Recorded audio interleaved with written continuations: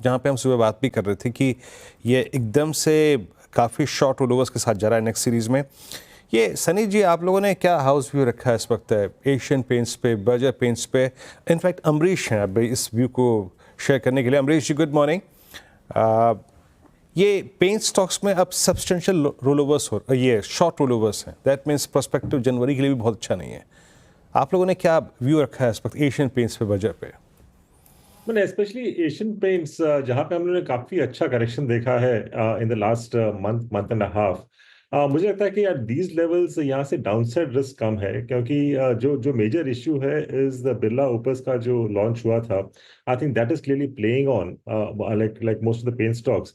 पर हम लोग को ये भी सोचना चाहिए कि Asian Paints is going to be like 3x, is already 3x the size of Birla Opus जो लोग प्लान कर रहे हैं in the next 18 to 24 months. उनका जो टॉप लाइन लोग प्लान कर रहे हैं करीब 10,000 करोड़ का है। Asian Paints is more than 3 times as of now. So in the next 2 to 3 years clearly Asian Paints will still continue to grow और may be at a lower pace. पर मुझे लगता है कि इस लेवल पे I think most of the risk are already discounted. So if one is looking at long term, इस level पे surely लेना चाहिए। अनुज, एशियन पेंट्स, मैं अनुज आपको बताऊं फ्रेंकली स्पीकिंग, मैं बिरला ओपस जो है वो बहुत अच्छी रिसर्च के बाद आए हैं बाज़ार में, इस बात का तो मुझे अंदाज़ा था। मेरे मित्रगण हैं काफ़ी सारे इस कंपनी में, लेकिन इतनी जल्दी इतनी स्ट्रॉन्ग प्रेजेंस बिरला ओपस की होगी कभी आपने सोचा था? मैं फ्रेंकली स्पीकिंग बता रहा हूँ, मैंने नहीं सोचा था। हाँ, नहीं है ना, देखिए, वही है ना?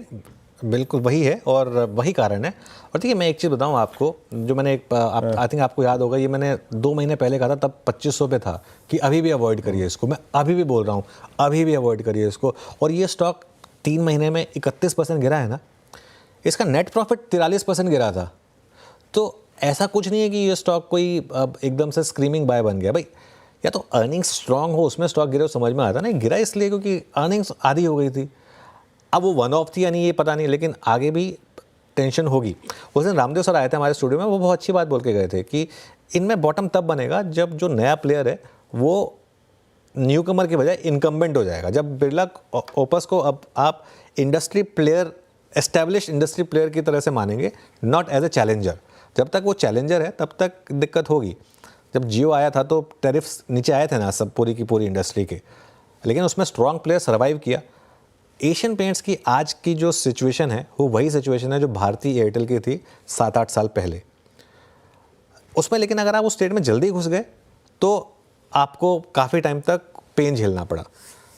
लेकिन एक स्टेज आया जहाँ पर जो इनकम्बेंट था, मतलब उसने कहा कि बस अब हमको भी पैसा बनाना है। सबने पैसा बनाया उसके बाद, और आपने उस तरीके के मूव्स देखे। मेरा ये मानना है कि almost same story play out होगी एशियन पेंट्स के साथ। लेकिन अभी कहाँ जाकर बॉटम होगा, 1900 पर होगा, 1700 पर होगा या 1600 पर होगा, ये मैं नहीं कह सकता हूँ। लेकिन स्टोरी इसमें भी वही प्ले आउट होगी जो भारतीय में हो गई थी। एशियन पेंट्स भी वापस अपने प्रीवियस हाइज को रिक्लेम करेगा, लेकिन उससे पहले पेन है, और उससे पहले अर्निंग्स की पेन और वैल्यूएशन डी रेटिंग जो है उसको एशियन पेंट्स को झेलना पड़ेगा। तो देखिए, अगर आपके पास ये स्टॉक 50 रुपये से या 60 रुपये से जो कई लोगों के पास होगा तो आपको कोई दिक्कत नहीं, आप बने रहें, वो डिविडेंड आपको लगातार मिलता रहा है, उसमें कोई दिक्कत नहीं है। लेकिन फ्रेश एंट्री की जहाँ तक बात है ना मुझे वीरू, उसमें या तो आप स्टैगर्ड वे में इसको SIP की तरीके से करें, या फिर वेट करें, एक आध कोई क्वार्टर ढंग का आएगा, उसके बाद भले ही 20% महंगा लेना पड़े, उस तब तक का वेट करें। बिल्कुल, इसी की थोड़ी मार्किंग करते हैं मानस।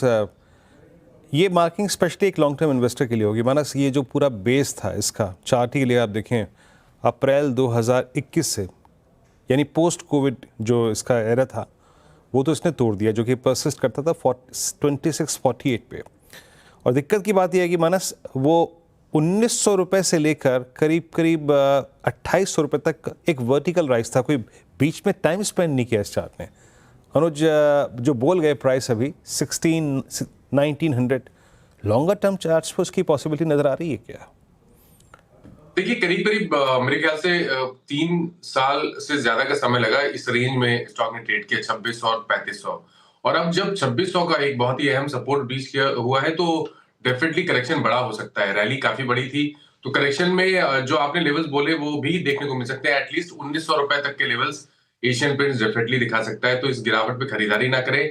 और देखिए कोई भी कभी भी हमने कोई मीनिंगफुल रिवर्सल नहीं देखा, और जब भी रिवर्सल देखा या रिकवरी देखी तो वो ट्रेंडिंग मूविंग एवरेज के ऊपर नहीं हो पाई। मेरे ख्याल से गिरावट बढ़ने के चांसेस ज्यादा है, तो इस गिरावट पे खरीदारी ना करें। ओके, गिरावट पर खरीदारी ना करें क्योंकि चांसेस गिरावट बढ़ने के यहाँ पर रहेंगे काफ़ी। चलिए अब आपको